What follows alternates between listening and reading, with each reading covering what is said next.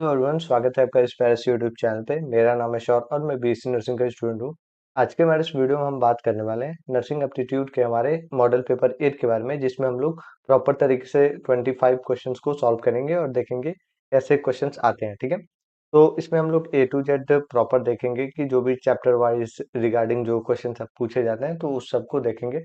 और साथ ही में अगर देखें तो हमारे जो बैचेस हैं जो कि नर्सिंग गुरुकुल के ऐप पे आपको मिलेंगे, वो आप ज्वाइन कर सकते हो, जो कि आपके प्रिपरेशन को और ज़्यादा बूस्ट करेगी। जिसमें हम लोग मॉडल पेपर, मॉक टेस्ट और इसके साथ साथ पीवाईक्यूज हो गए, फिर आपको रिकॉर्डेड लेक्चर्स मिलेंगे। इसके साथ साथ आपको पर्सनल मेंटोरशिप भी मिलेगी, तो आप जल्दी से ज्वाइन कर सकते हो, अपने प्रिपरेशन को और ज़्यादा बूस्ट कर सकते हो। ठीक है, ये हमारे पास कुछ प्रीवियस ईयर के टॉपर्स हैं जो कि अब बहुत अच्छे से कॉलेज में अभी के टाइम पे हैं, और इसके साथ हम लोग ये मॉडल पेपर 8 को स्टार्ट कर रहे हैं और देखते हैं क्या क्या है। ठीक है, तो अगर आपने पुराने वीडियोस को नहीं देखा है तो एक बार जाके देख सकते हो। साथ ही में जो दूसरे सब्जेक्ट्स हैं उसको भी देख सकते हो, जैसे फिजिक्स, केमिस्ट्री, बायोलॉजी और इंग्लिश है। ठीक है, तो पहले हम क्वेश्चन की बात करें तो एक जो नर्स होती है वो लीगली जो मतलब कि एक्शन करती है, वो मतलब कि रिस्पॉन्स करती है, कोई भी एक्शन कर रही है या फिर कुछ भी गलती कर रही है तो वो उस कॉन्सेप्ट को हम लोग क्या कहते हैं। ठीक है, तो अगर हम देखें तो कोई भी ऐसे गलती कर रही है,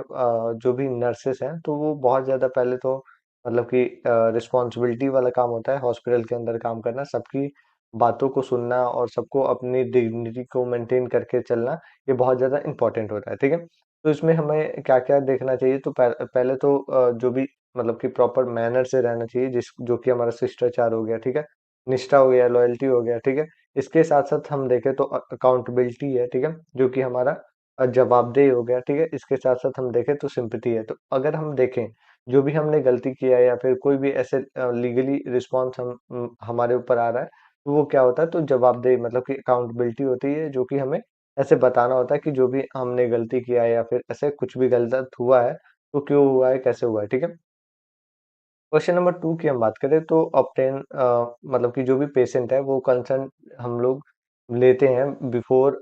जैसे कि हम बात करें तो कोई भी एक पेशेंट है जो कि हॉस्पिटल में है, और उसका अगर मान लो कोई भी प्रोसीजर होने वाला है, जैसे कि ऑपरेशन ही हो गया या फिर कोई भी कैथेगराइजेशन हो गया, तो उससे हम लोग पहले कंसेंट लेते हैं। मतलब कि एक तरीके से देखा जाए तो मतलब कि सहमति लेते हैं, जो कि बहुत ज्यादा इंपॉर्टेंट होता है कोई भी प्रोसीजर करने के लिए या फिर ऐसे जो भी हम लोग ऐसे जो एक्टिविटी करते हैं तो उसके लिए। ठीक है, अब इसमें क्या है, तो प्रॉपर तरीके से मैनर को मेंटेन करना और उस प्रोसेस को हमें बताना है कि क्या बोलना होता है। ठीक है, तो अगर हम देखें तो इसमें प्रोफेशनल एटिक्विटी है, मतलब कि प्रोफेशनल जो शिष्टाचार होता है वो आ जाता है। ठीक है, या फिर नर्सिंग रिस्पॉन्सिबिलिटी है। ठीक है, नर्सिंग की जिम्मेदारी है, लीगल मतलब कि ड्यूटी है, या फिर ऐसे देखें तो इन्फॉर्म्ड कंसेंट है। ठीक है, तो ये एक तरीके से देखा जाए तो पहले तो ये सारे ही ऑप्शन आपको कंफ्यूज कर सकते हैं, लेकिन अगर आप देखोगे तो जो इंफॉर्मेशन मतलब कि वो कंसेंट होता है,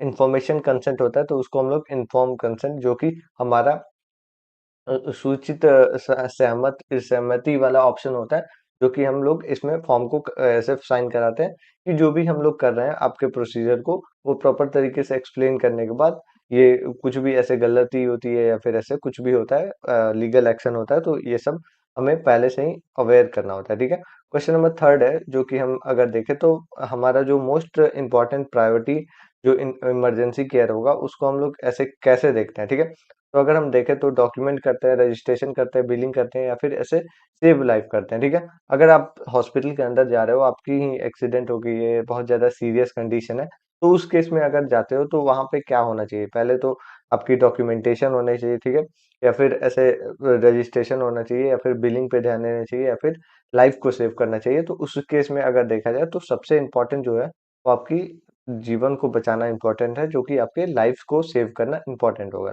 ठीक है, जो कि हमारा डी नंबर ऑप्शन करेक्ट हो जाएगा। अब हम क्वेश्चन नंबर 4 को देखें तो which profession is responsible for rehabilitation of professional disabled patient. ठीक है, तो अगर हम देखें तो कोई भी ऐसे मतलब कि कौन सा ऐसा प्रोफेशन है जिसके अंदर जो डिसेबल्ड होते हैं पेशेंट, जो कि देखा जाए तो विकलांग जो होते हैं या फिर ऐसे उपयांग होते हैं, तो उन लोगों को रिहैबिटेट मतलब कि उनको और ज्यादा सही करते हैं या फिर उनको शारीरिक तरीके से मतलब कि सही किया जाता है। तो उस प्रोसेस और वहाँ वो जो डिपार्टमेंट है उसको हम लोग क्या कहते हैं। ठीक है, और उस सॉरी उस डॉक्टर को क्या कहते हैं, ठीक है। तो डेंटिस्ट है, ठीक है, फिजियोलॉजिस्ट है, फिजियोथेरेपिस्ट है, ठीक है, रेडियोलॉजिस्ट है और फार्मासिस्ट है, ठीक है। तो अगर डेंटिस्ट की बात करें तो ये हमारे मतलब कि डेंटल डेंटल क्या होता है, तो दांतों के लिए होता है, टीथ के लिए होता है। टीथ स्पेशलिस्ट होते हैं, माउथ स्पेशलिस्ट हो जाते हैं। और फिजियोथेरेपिस्ट होते हैं जो कि हमारे मतलब कि जो कि हमारे रिहैबिलिटेशन में काम आता है। रेडियोलॉजिस्ट हैं जो कि हमारे रेडियो रिलेटेड, जैसे कि एमआरआई हो गया या फिर ऐसे कोई भी कीमोथेरेपी हो गया तो उसमें आ जाते हैं। फार्मेसी है तो ये हमारे मेडिसिन रिलेटेड होते हैं, ठीक है। क्वेश्चन नंबर 5 की हम बात करें तो हमारे पास न्यूरोलॉजिस्ट हैं जो कि हमें बताना है कि कौन से ऑर्गन के स्पेशलिस्ट होते हैं, ठीक है। तो अगर ऑप्शंस की हम बात करें तो ये हमारे सर्कुलेटरी सिस्टम के, रेस्पिरेटरी सिस्टम के, या फिर ऐसे देखें तो नर्वस सिस्टम के, या फिर डाइजेस्टिव सिस्टम के, ठीक है। तो अगर हम देखें इसमें तो जो हमारे न्यूरोलॉजिस्ट होते हैं, न्यूरोलॉजिस्ट जो है वो नर्व और जो भी हमारा ब्रेन है उससे रिलेटेड जो प्रॉब्लम्स होती हैं तो उससे उसके स्पेशलिस्ट होते हैं और ये मतलब कि वैसे प्रॉब्लम्स को देखते हैं, ठीक है। अब हम क्वेश्चन नंबर 6 को देखें तो इसमें क्या है, तो इसमें से हमें बताना है कि कौन सा ऐसा एग्जाम्पल है जो कि हमारा कॉम्प्लीमेंट्री थेरेपी के अंदर आता है, ठीक है। तो जो भी हमारा ऐसे देखें तो अल्टरनेटिव थेरेपी होती है, अल्टरनेटिव थेरेपी सारा हमारा कॉम्प्लीमेंट्री थेरेपी के अंदर आता है, जिसमें हम देखें तो हमारे अलग अलग तरीके के थेरेपी हो जाती है। जैसे कि हम बात करें तो योगा हो गया, यूनानी हो गया, फिर आपके जो हाइड्रोथेरेपी हो गया, आर्मोथेरेपी हो गया, और इसके साथ साथ और सारे बहुत सारे जैसे कि आयुष हो गया। तो ये सब अलग अलग जो टाइप्स होती हैं वो अल्टरनेटिव थेरेपी में आती हैं। और इसमें अगर हम देखा जाए तो ऑप्शंस जो है हमारे पास सर्जरी है, ठीक है। सर्जरी नहीं हो सकता, कीमोथेरेपी भी नहीं हो सकता, योगा योगा ही होगा, ठीक है, योगा से होगा। और चौथा हम देखें तो हमारे पास क्या है, तो रेडिएशन थेरेपी है, तो ये भी नहीं होगा।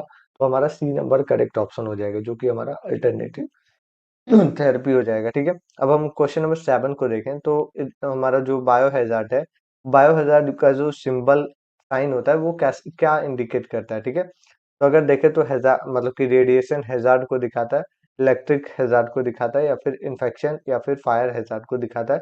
तो जो बायो मतलब कि वैसे तो देखा जाए तो बायो हैजार्ड मतलब कि बायो हैजार्ड से रिलेटेड जो है वो होता है। अगर हम देखें तो रेडियो एक्टिव हैजार्ड हो सकता है, इलेक्ट्रिक के लिए क्या हो सकता है। तो इसमें हम देखें तो वैसे तो कौन सा ऑप्शन होगा, इन्फेक्शन हैजार्ड जो होगा, इन्फेक्शियस जो रिस्क है वो हो सकता है, जो कि हमारा 7 नंबर का सी ऑप्शन हो जाएगा, ठीक है। और इसमें रेडियो हैजार्ड मतलब कि जो भी हमारे रेडियो रिलेटेड जो होते हैं वो सब में आ जाते हैं, ठीक है। अब हम आगे बात करते हैं तो क्वेश्चन नंबर 8 है, और ये आप हमें कमेंट में बताओगे कि इसका आंसर क्या होगा।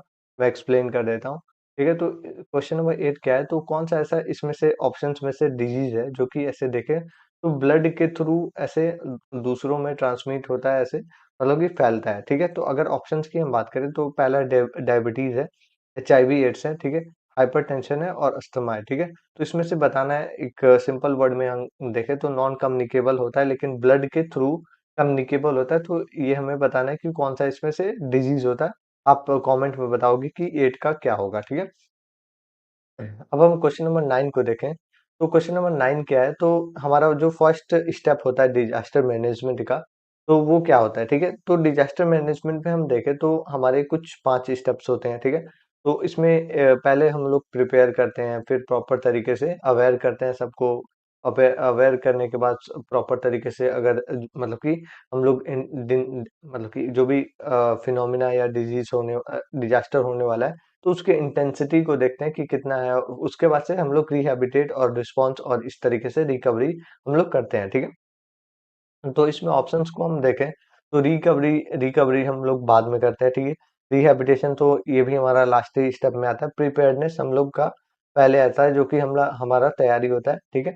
देन रिस्पॉन्स है, तो कोई भी डिजीज मतलब कि डिजास्टर आने के बाद ही हम लोग ऐसे रिस्पॉन्स करते हैं। तो सी नंबर करेक्ट ऑप्शन हो जाएगा, ठीक है। क्वेश्चन नंबर 10 की हम बात करें तो फेंटिंग के टाइम पे जो नर्सेस हैं उनको क्या करना चाहिए पहले। फेंटिंग की हम बात करें तो बेहोशी होती है, बेहोशी को हम लोग हिंदी में बोल सकते हैं, ठीक है। तो अगर किसी कोई बेहोश होने वाला है या फिर ऐसे फेंटिंग हो रही है, होने वाली है, तो उस समय पर जो नर्सेस है वो क्या कर सकती है। तो ऑप्शंस को हम देखते हैं, उसके हिसाब से हम आंसर बताएंगे, ठीक है। तो इसमें मतलब कि जो पेशेंट है उसको वॉक कराएंगे, या फिर मेडिसिन्स देंगे या फिर हम जो भी लैग है उसको एलिवेट करेंगे या फिर वाटर देंगे, ठीक है? तो इसमें हम देखें तो अगर देखो तो प्रॉपर तरीके से अगर देखा जाए तो फर्स्टली हम लोग अगर फेंटिंग हो गई है, बेहोश हो गई है या फिर होने वाली है, तो पहले तो हम लोग वाटर दे सकते हैं, लेग को एलिवेट नहीं करेंगे, मेडिसिन भी नहीं दे सकते हैं और मेक पेशेंट वॉक भी नहीं कर सकते हैं। ये फर्स्ट और डी में मतलब अगर चूज करना हो तो हम डी ही करेंगे, जो कि हम वाटर को ऐसे पानी देंगे ताकि वो ज्यादा मतलब कि होश में आए और प्रॉपर तरीके से सही चले। तो क्वेश्चन नंबर 11 को हम लोग देखेंगे। क्वेश्चन नंबर 11 क्या कहता है, तो हैंड हाइजीन से रिलेटेड है। हैंड हाइजीन क्या है, तो जो भी हम लोग हाथ की स्वच्छता या फिर ऐसे जो डिजीज से बचाने के लिए हम लोग हैंड हाइजीन के प्रोसेस को करते हैं तो उसको बोलते हैं। तो ये कितने और मतलब कि कब करना चाहिए, तो अगर देखें तो इसको हम लोग 5 पार्ट में डिवाइड करते हैं, जिसमें हम लोग देखें तो बिफोर एंड आफ्टर के फॉर्म में किया जाता है, ठीक है? पेशेंट को टच करने के पहले और टच करने के बाद। तो अगर देखें तो दो मतलब कि 5 तरीके से होता है, 2 बिफोर होता है और 3 आफ्टर होता है, ठीक है? तो इसमें क्या है, तो कोई भी ऐसे लिक्विड हम लोग टच कर रहे हैं तो उसके बाद हम लोग करते हैं, ठीक है? आफ्टर टचिंग पेशेंट करते हैं या फिर आफ्टर मतलब कि बिफोर टचिंग पेशेंट करते हैं या फिर कोई भी प्रोसीजर करते हैं तो उसके पहले हम लोग करते हैं या फिर प्रोसीजर के बाद करते हैं। तो ये सब हमारा प्रॉपर तरीके से 5 मूवमेंट्स होती हैं। तो अगर हम इसमें देखें तो बिफोर टचिंग मतलब कि पेशेंट के कॉन्टैक्ट में आने के पहले, पेशेंट के कॉन्टैक्ट में आने के बाद, ग्लव्स उतारने के बाद या फिर ऐसे देखें तो ऑल ऑफ द एबव, ठीक है? तो all of the above he correct होगा, जो कि हमारा इनमें से सभी ही करते हैं। इसके साथ भी हम लोग दो और करते हैं जो कि इसमें नहीं लिखा हुआ है। क्वेश्चन नंबर 12 को हम देखें तो 12 नंबर क्वेश्चन क्या है, तो कौन सा कलर बिन जो है वो हमारे इन्फेक्शियस जो वेस्ट डिस्पोजल में जाता है, जो कि हम लोग ऐसे डंप करते हैं, ठीक है? तो इसमें अगर हम देखें तो इस क्वेश्चन का भी आंसर आप बताओगे क्वेश्चन नंबर 12 करके, आप इसमें बताओगे, जो कि हमने पिछले वीडियो में भी इसके बारे में बात किया था, ठीक है? ब्लू, येलो और ग्रीन और जो भी हमारा ब्लैक है, इस इसके फॉर्मेट में आप बताओगे कि इसका आंसर क्या होगा, ठीक है? इन्फेक्शियस वेस्ट डिस्पोजल करके आप बताओगे कि कौन से डस्टबिन में डंप होगा। अब हम क्वेश्चन नंबर 13 को देखें तो हमारा जो नॉर्मल ब्लड पल्स रेट होता है नॉर्मल एडल्ट के अंदर, उसका रेंज कितना होता है, तो अगर हम देखें तो 100 टू 140 है, ठीक है? 60 से 100 है और 40 से 60 है या फिर ऐसे 140 से 180 है। तो अगर हम देखें तो नॉर्मल जो रेट होती है ब्लड मतलब कि पल्स रेट की, तो वो 60 से लेके 100 तक होती है, जो कि बीट पर मिनट होता है, तो इसके बेसिस पे होता है, ठीक है? अब हम आगे बात करें तो हमारे पास क्या है, तो 14 नंबर क्वेश्चन है, जो कि वाइटल साइन से रिलेटेड है। वाइटल साइन क्या होते हैं, तो हमारे जो भी टेम्परेचर, बीपी और जो भी हम लोग ऐसे लेते हैं मतलब कि पल्स रेट हो गया, रेस्पिरेटरी रेट हो गया, ब्लड प्रेशर हो गया, तो ये सब इसमें आ जाता है। तो इसमें हम हमें बताना है कि कौन सा ऑक्सीजन के ऑक्सीजनेशन के स्टेटस को बताता है, तो बीपी है, ठीक है? हमारा जो टेम्परेचर है, रेस्पिरेटरी रेट है और पल्स रेट है, ठीक है? तो अगर हम देखें तो रेस्पिरेटरी रेट जो है वो हमारा मतलब कि ऑक्सीजन के रेट को बताता है, ठीक है? पल्स रेट भी हो सकता है लेकिन उसमें प्रॉपर तरीके से नहीं देख सकते हैं। क्वेश्चन नंबर 15 को हम देखें तो कौन सा साइट है, जो कि ऐसे देखें तो मतलब कि जो भी हमारा टेम्परेचर है उसमें हम लोग प्रॉपर तरीके से ओरिजिनली देखते हैं, ठीक है? तो अगर हम देखें तो हमारा मतलब कि फोरहेड है, ठीक है? नेक है, टंग है और इसके बाद से पाम है। तो इसमें हम देखें तो जो हमारा टंग होता है, अंडर टंग, ये हमारा प्रॉपर तरीके से देखें तो हमारा टेम्परेचर बताता है, जो कि इसमें नहीं दिखा, सॉरी, 3 नंबर करेक्ट ऑप्शन होगा, ठीक है? तो अब हम नेक्स्ट क्वेश्चन की बात करेंगे। तो नेक्स्ट जो क्वेश्चन है, तो हमें बताना है कि कौन सा ऐसे एक्सरे है मतलब कि डिपार्टमेंट है जो कि एक्सरे को ऐसे देखा जाए तो डायग्नोस करता है। तो अगर हम देखें तो आईसीयू है, ठीक है? रेडियोलॉजी है, फार्मेसी है और लेबोरेटरी है, ठीक है? तो इसमें हम देखें तो राइट आंसर की हम बात करें तो एक्सरे की जो बात हो रही है वो हमारा रेडियोलॉजी से रिलेटेड होता है, जो कि हमारा बी नंबर करेक्ट होगा, ठीक है? तो हमारा बी नंबर करेक्ट ऑप्शन होगा, जो कि हमारा एक्सरे से रिलेटेड होता है, ठीक है? अब क्वेश्चन नंबर 17 की हम बात करें तो 17 नंबर क्वेश्चन क्या है, तो कौन सा इसमें से एक नॉन कम्युनिकेबल डिजीज है। तो नॉन कम्युनिकेबल की हम बात करें तो इसमें कौन सा ऐसे फैलता नहीं है, ठीक है? मतलब कि इसमें ऑप्शंस की बात करें तो कॉलेरा हो गया, फिर मतलब कि हमारा जो भी मलेरिया है वो हो गया, फिर हाइपरटेंशन हो गया और इसके साथ-साथ जो भी हमारा मतलब कि ट्यूबरकुलोसिस है ये आ जाता है। तो अगर हम देखें तो इनमें से कौन-सा फैलने वाला नहीं है, तो कॉलेरा फैलता है, मलेरिया भी फैलता है, जो हमारा हाइपरटेंशन है, ठीक है? हाइपरटेंशन जो है वो नहीं फैलता है और इसके साथ-साथ ट्यूबरकुलोसिस है, तो ये भी हमारा एयरबॉर्न होता है, तो ये भी हमारा फैलता है, ठीक है? तो ये हमारा सी नंबर करेक्ट ऑप्शन होगा जो कि हमारा हाइपरटेंशन हाई बीपी होगा, ठीक है। अब हम आगे बात करें तो क्वेश्चन नंबर 18 है। 18 नंबर क्वेश्चन क्या है, तो इनमें से कौन सा ऐसे देखें तो इंप्रूव करता है नर्स पेशेंट ट्रस्ट को, ठीक है। ट्रस्ट की हम बात करें तो मतलब कि नर्स और पेशेंट के बीच में जो ट्रस्ट है वो बिल्ड होना बहुत ज्यादा इंपॉर्टेंट है, ताकि दोनों एक दूसरे पे मतलब कि ऐसे बिलीव कर पाए और प्रॉपर तरीके से जो ट्रीटमेंट है वो चल पाए, ठीक है। इसके लिए बहुत ज्यादा इंपॉर्टेंट है। तो अगर हम देखें तो इसमें से जो ऑप्शंस है उसके भी यहाँ पे अगर देखा जाए तो नेग्लिजेंस है, मतलब कि लापरवाही है, ठीक है। दूसरा जो है ऑनेस्टी है, ईमानदारी है, और तीसरा हम देखें तो डिले मतलब कि देरी है, और रूडनेस है, ठीक है।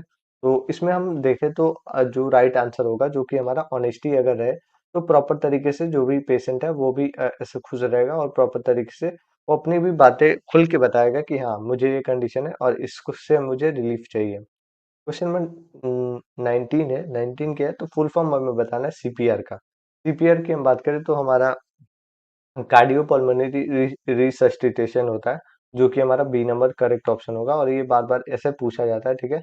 और ये क्यों होता है, तो कोई भी ऐसे मतलब कि बॉडी जो मतलब कि हार्ट का पंपिंग अगर रुक गया है, तो उसको ऐसे रिहैबिटेट करके प्रॉपर तरीके रिसस्टिटेट करके प्रॉपर तरीके से रनिंग में लाते हैं, तो उसको बोला जाता है, ठीक है। इमरजेंसी कंडीशन में इसको दिया जाता है। क्वेश्चन नंबर 20 की हम बात करें तो ये क्या है, तो ये देखा जाए तो प्रोफेशनल जो मतलब कि ऐसे हम लोग ड्रग जो देते हैं वो ऐसे कौन सा मतलब कि डिपार्टमेंट देखता है और कौन ऐसे प्रोफेशनल्स होते हैं, ठीक है।